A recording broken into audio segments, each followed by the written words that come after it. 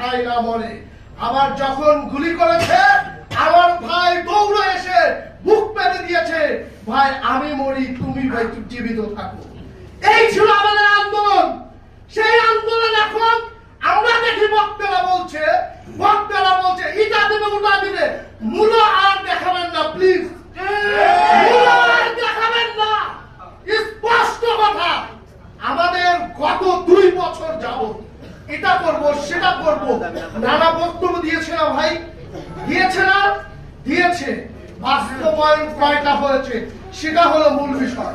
আমার কথা যারা করে তারা বলে না। যদি তোমার ক্ষমতা থাকে করে দেখাও, বলো না। করার পরে এমনি শহীদ পরিবার আহতরা ছেড়ে যাবে, এটা ঢোল পিটে কোনো লাভ হবে না। সত্য কথা বলতে এটাই বলতে চাই আপনাদের মাঝে, আমাদের যারা আন্দোলন করেছে শহীদ করেছে আমরা কেউ লুবি না, আমরা টাকার কাঙাল নয়। আমাদের ভাইরা যারা শহীদ হয়েছে তাদেরকে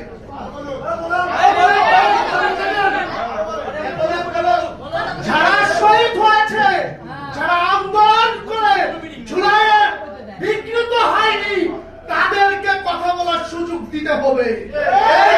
স্বাধীনতার জন্য ফ্যাসিস্ট সরকারকে বাংলাদেশ থেকে উচ্ছেদ করা হয়েছে।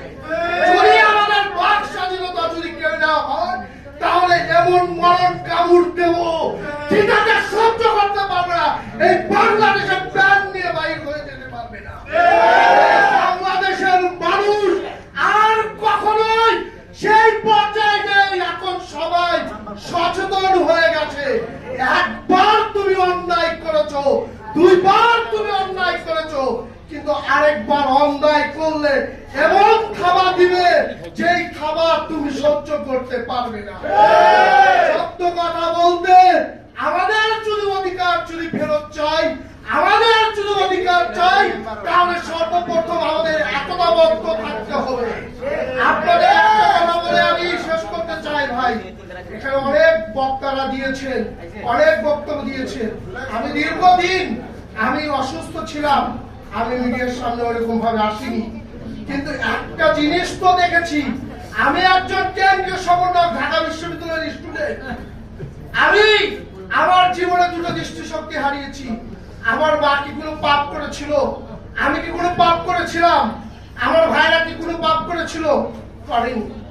তাহলে আমার কেন চোখ দিতে হলো? চোখ দিয়েছি, বেশ করেছি, কিন্তু এই দেশের তো সেই সার্বভৌমত্ব স্বাধীনতা ফিরে আসতে হবে।